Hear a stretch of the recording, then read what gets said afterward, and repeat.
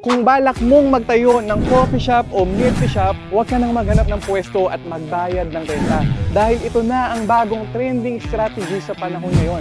Watch this video until the end.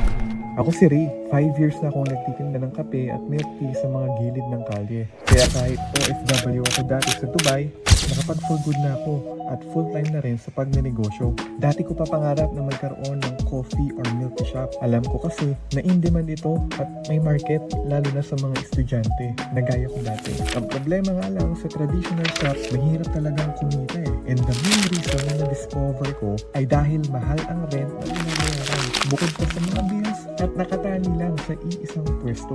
Buti na lang na-discover at nasubukan namin ang mobile cart concept kasi natupad ko pa rin yung pangarap ko na magkaroon ng coffee at milk shop pero ang ganda ng profit kasi walang rent expense at pwedeng lumipat sa matataong lugar. 5 years na namin ito ginagawa at marami na rin ang sumubok at naging successful.